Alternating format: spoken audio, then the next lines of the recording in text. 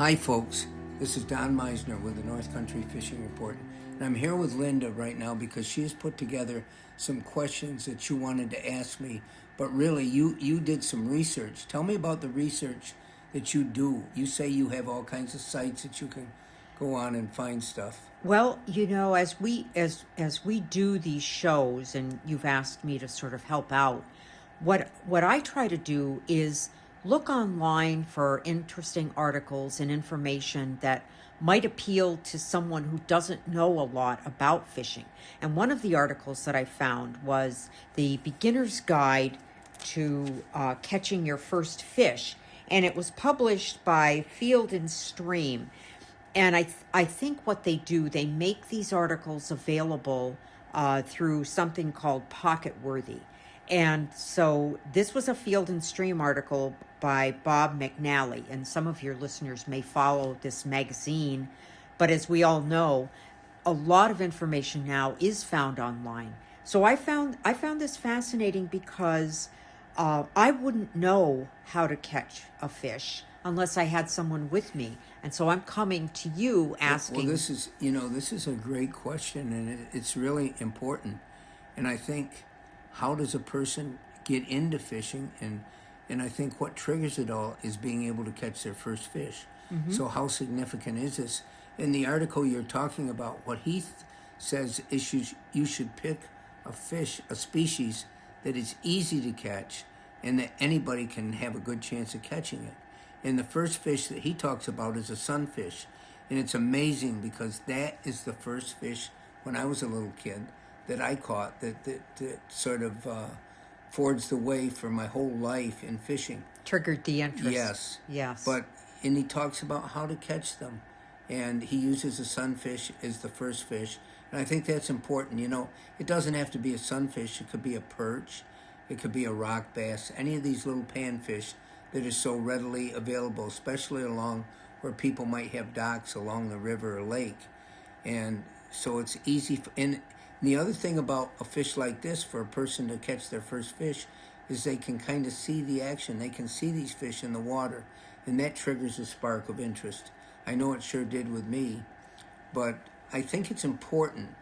I don't think it's a good idea to take somebody that's never fished before, especially a kid, out and try to be their first fish, be a big bass or something like that.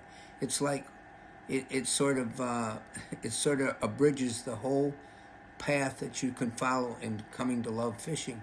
If you catch one of the ultimate goals first, then where is it to go? You can only go down from there. But I think it's important to start with these little fish, and honestly, they're just as much fun as catching a big fish for a kid. It's to feel something tangling there on the end of the line and watch how what they do causes these fish to react. If you've got a worm and you're fishing with it, and you can see that worm in the water, you can see the fish come up to it and try to decide whether they want to hit it or not, and how they fit, how they feed, how they come up and suck it in and start chewing on it, or what they're going to do. This is part of the fun, really. So I think selecting a species for your first fish is really, really important. Bob McNally goes on from there and talks about catfish, which is a bullhead. Bullheads are very easy to catch, and they're a fish that's readily available the first time of the year.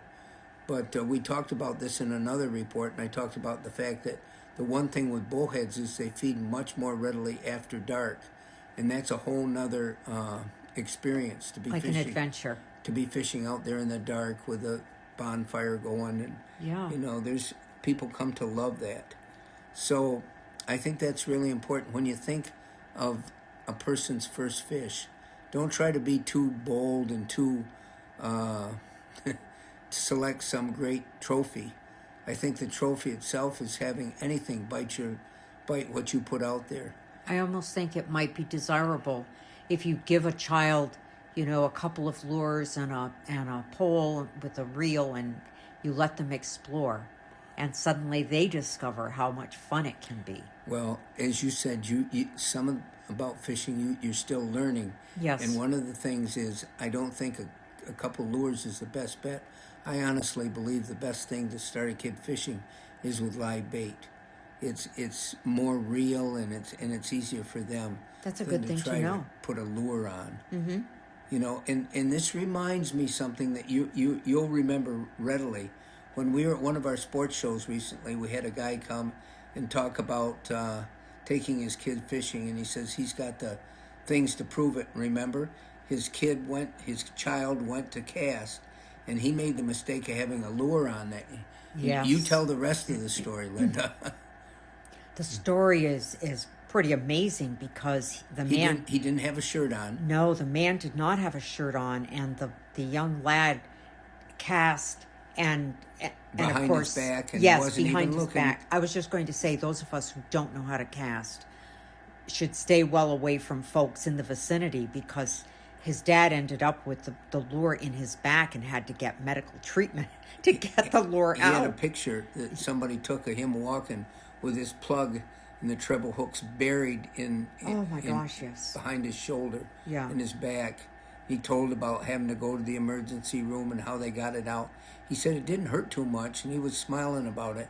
It was a war wound that he and his child got together, and Yeah. so but that's a lesson in itself. It doesn't matter if you're new to fishing and you got to look behind your back. It's whenever you go fishing where there's other people around, Exactly. be careful how you're casting, especially if there's a bunch of people in a boat. Yes. Boy, it's so easy for that lure to hit somebody on its way out to the water. Exactly. And they can be very powerful weapons. I can give a correlation here, and I talked about this once when I was young and my dad was teaching me to hunt. Boy, did he stress the safety. And this is no different than when you're walking along. You never point that gun towards anybody. It's got to be pointed away, and going over a fence or whatever, you break the chamber and you make sure that gun isn't loaded. And these are just safety issues, and it's no difference with learning how to cast and learning to always look behind and make sure there isn't something behind there that lure is going to catch on. Because when you whip it out, I don't care if you're even a little kid, you're going to whip it with some force. Exactly. And those hooks are going to catch into anything with aggressive force. Exactly. And that would be unfortunate to have an accident the first time you go out to fish. This wasn't the nature of this report, but it may be the most important part of the report. Exactly. But remember, we started this with how do you catch your first fish? And remember, it's important not to try to be too ambitious there to have your kid catch something that you'd love to catch, a fish of a lifetime, in the beginning of a life. You don't want that. You want that kid to have something to look forward to in the future. Yeah. Where they can rave and they can say, I've caught my personal best. You hear kids say that all the time, and that's something that hopefully builds as their life goes on. And I think part of the experience is just learning through the excitement of being out near the water and exploring what happens, the adventure. And I remember one other thing I wanted to pass on here, because I remember it when I was teaching kids with our Cornell Extension fishing school that we had with Fish Cap. And I used to watch these young kids when they get together at our pond at Bill Losey's house, who was recently passed away. But this where we had safe banks all around where we could monitor all the kids. And in watching them, it was important for them. They didn't want me to help them cast out. They wanted to do it themselves. And I remember how the interest seemed to go from catching that fish and trying to catch a bass out there to looking down along and watching the frogs along the shore and the little fish. They became far more enamored with those little fish that were around their feet than they were with what was happening out there in the water. Yes. So it's a fascinating discovery for kids to get out and to be able to go fishing. Until next time, folks, this is Don and Linda with the North Country Fishing Report.